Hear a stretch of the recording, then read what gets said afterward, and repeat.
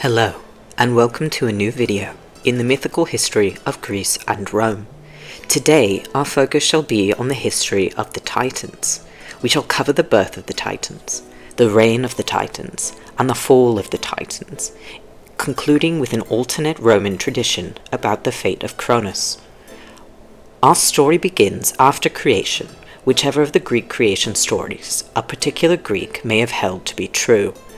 In this primordial eon, Uranus, the original god of the sky, reigned supreme over the cosmos, with Uranus soon finding his queen in Gaia, the earth goddess. It was not long before Gaia bore a new generation of gods, the Titans and the Titanesses.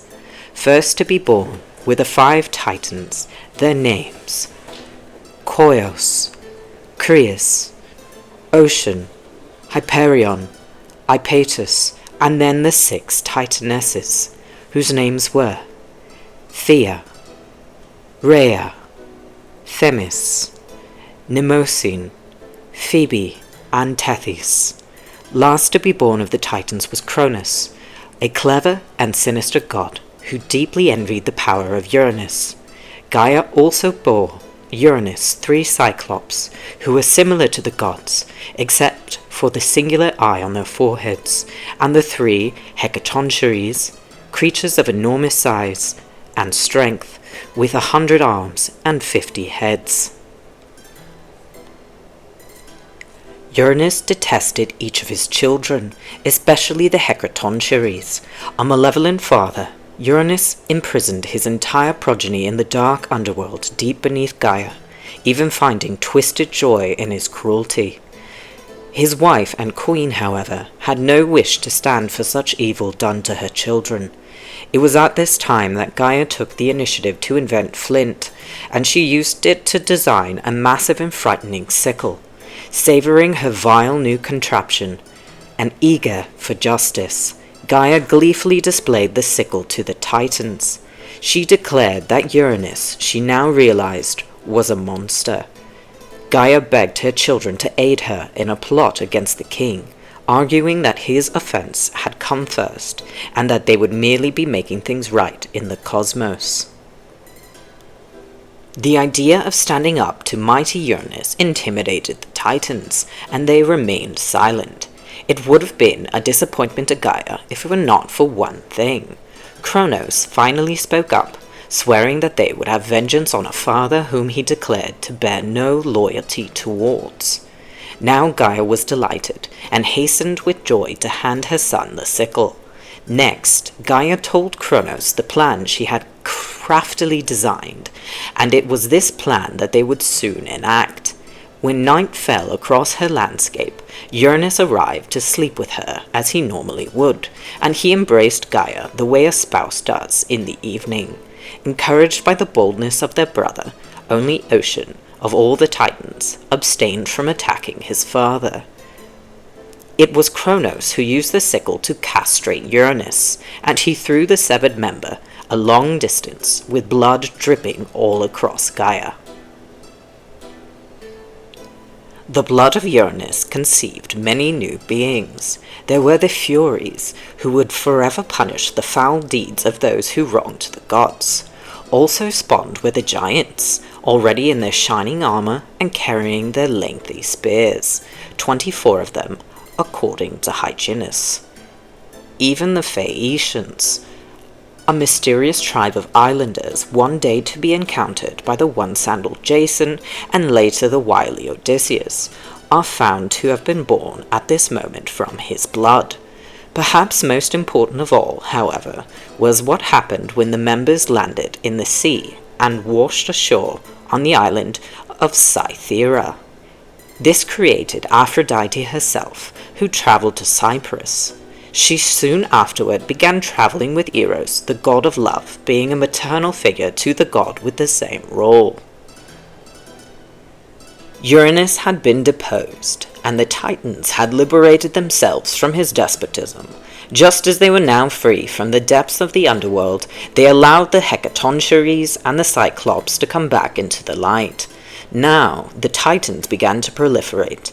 The genealogies that could be potentially recounted are quite elaborate, so we shall relay only the figures who will be the most relevant going forward. To begin with, the Titan named Ocean wed the Titaness Tethys, and their marriage would be the most prolific.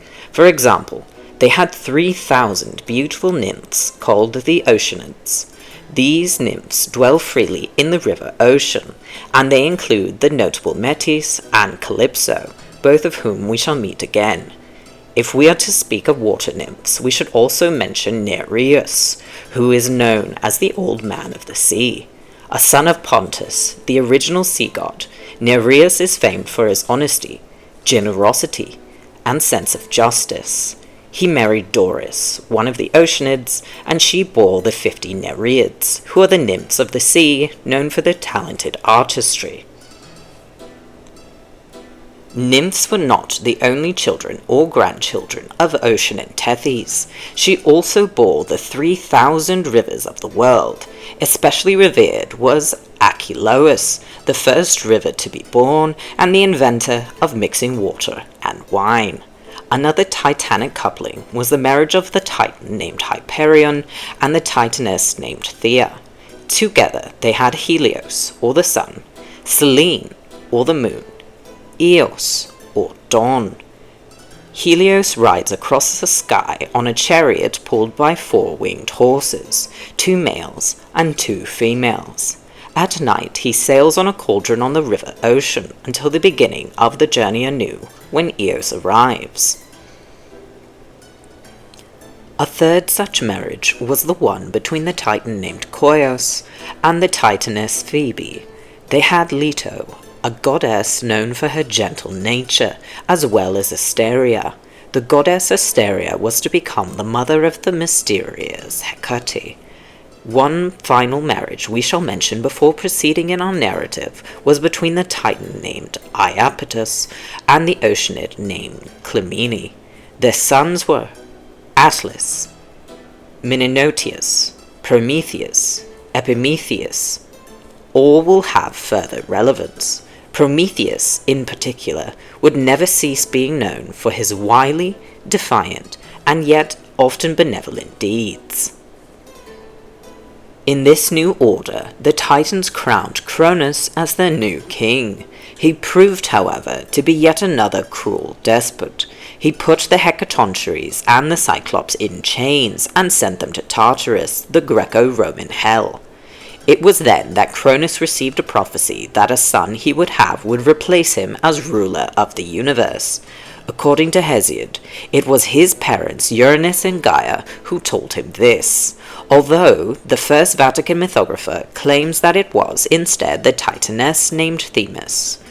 Either way, Cronus brutally vowed to the rest of the Titans that each of his children would die.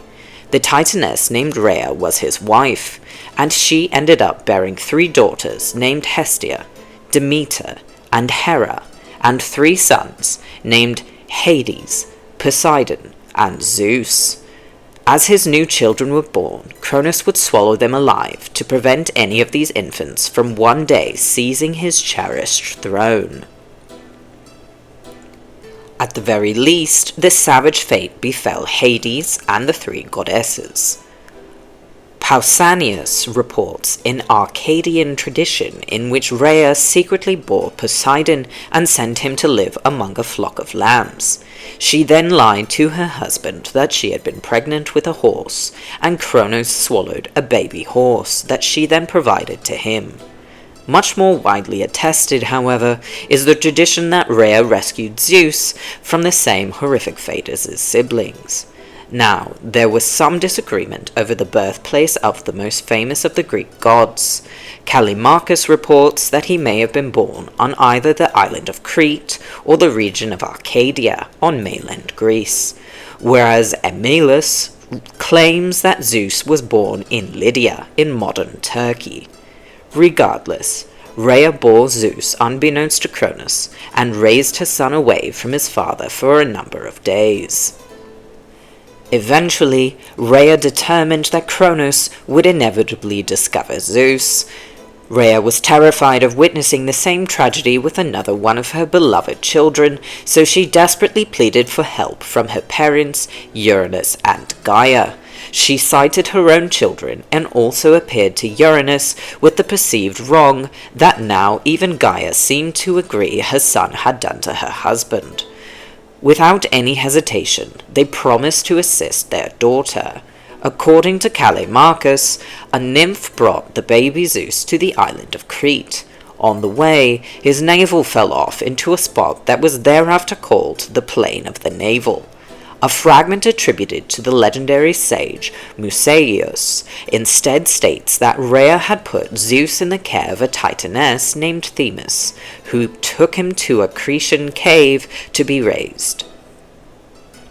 Regardless of the manner in which Zeus reached the cave in Crete, the typical account after that is as follows. 2 nymphs named Adrastia and Ida, daughters of the then king Melisseus of Crete, were put in charge of his upbringing. The nymphs kept him in a cradle of solid gold. Zeus was nursed by a she-goat named Amalthea, who was a daughter of Helios. He was also fed honey from the sacred Panacrean bees. We should also mention the Curetes, 5 mysterious beings said to have been born from raining water. It was the Curetes whom Rhea trusted to valiantly protect her son from harm, even if it meant defying the almighty Cronus.